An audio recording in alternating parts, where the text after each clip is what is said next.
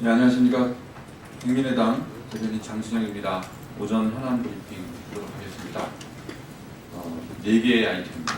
첫 번째, 신문방송에서는 보수, SNS에서는 진보, 매체별로 정치 성향을 바꾸는 아수라백작 안희정이라는 질문입니다. 안희정 지사가 어제 부산 강연에서 K스포츠 미르재단도 사회적 대기업의 좋은 후원금을 받아 동계올림픽을 잘 치르고 싶었던 마음에서 했다고 생각한다. 이렇게 발언을 했습니다. 뇌물과 특혜, 그리고 정경유착, 또 강요로 생성된 미르 K스포츠 재단을 긍정적으로 발언했다는 것, 그 자체만으로도 문제가 있습니다.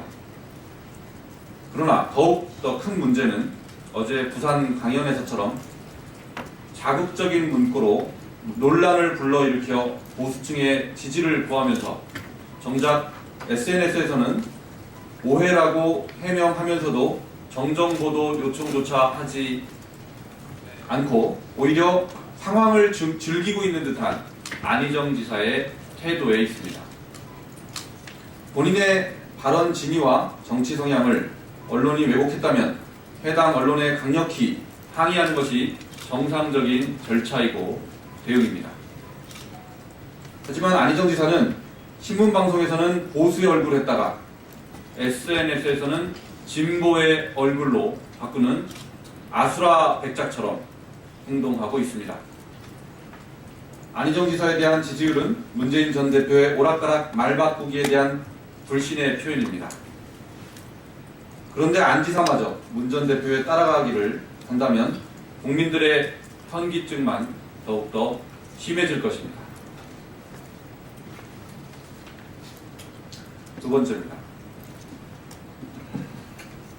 자유한국당 특검 연장인지 특검 연장에 찬성하는지 반대하는지 당론을 밝혀라. 현재 특검 연장을 위해서는 황교안 권한대행이 연장을 승인한 것, 그리고 이번에 발의된 특검법 개정안을 본회의에서 통과시키는 것, 이렇게 두 가지 방법이 있습니다.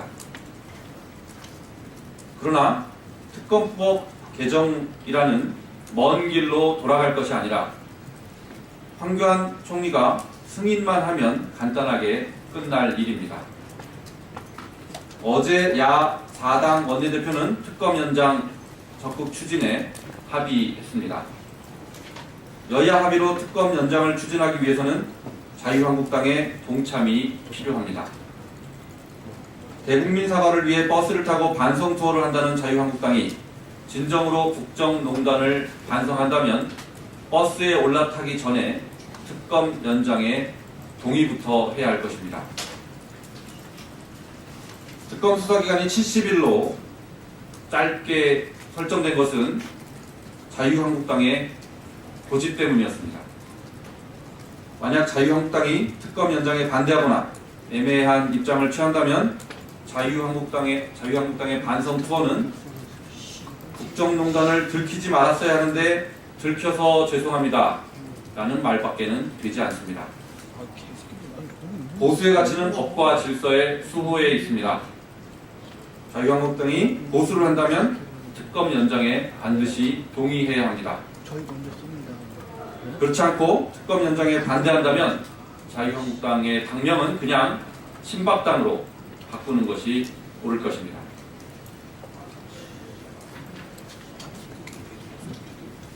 세 번째입니다. 학내 갈등까지 부추기는 친일 독재 미화 국정 역사 교과서. 작년 한 해 정부는 친일 독재 미화 국정 역사 교과서 강행으로 나라 전체를 갈등과 반목으로 집어넣었습니다. 그리고 지금은 연구학교 신청 문제로 그 갈등을 일선 학교에까지 이어지게 만들고 있습니다. 전국에서 유일하게 국정 역사 교과서 연구학교를 신청한 경북 문명고등학교의 학생과 학부모는 학내에서 연구학교 신청 반대 시위를 하고 있습니다. 학생들은 온라인을 통해서도 연구학교 지정 철회를 위한 서명 운동을 펼치고 있습니다. 그러나 문명고 교장은 국정역사교과서 연구학교 신청을 철회할 생각이 없음을 분명히 하고 있습니다. 교장의 연구학교 신청이 규정상으로는 아무런 문제가 없다는 이유를 대고 있습니다. 결국 학교 구성원들 간의 대화는 사라지고 학교가 학생과 학부모의 대립각만 태우고 있는 것입니다. 국민이 반대하는 역사 국정교과서 강행이 사회적 혼란을 넘어 학내 갈등까지 초래하고 있습니다. 교육부가 연구하겠다는 것이 친일 독재미화 역사관이 학생들에게 얼마나 잘 주입되는지 이것을 다시 하겠습니다. 교육부가 연구하겠다는 것이 친일 독재미화 역사관이 학생들에게 얼마나 잘 주입되는지 이것을 연구하겠다는 것인지 궁금합니다. 국정역사교과서가 가져오는 것은 오직 분열과 갈등 그리고 역사 왜곡뿐입니다. 국정역사교과서는 반드시 폐기되어야 합니다. 네 번째, 중소제조업 임금 감소, 하도급 영세업체로의 임금 감소 현상의 전이가 우려됩니다. 제조업체의 지난해 임금이 17년 만에 처음으로 감소했습니다. 19일 발표된 중소기업중앙회 2016년 중소제조업 직종별 임금 조사에 따르면 월 급여 총액은 272만 1,558원으로 전년보다 0.2% 감소했습니다. 경제는 성장하고 물가는 오르는데 임금은 오히려 뒷걸음질을 치고 있는 것입니다. 명목임금이 늘더라도 실질임금이 줄어들면 문제입니다.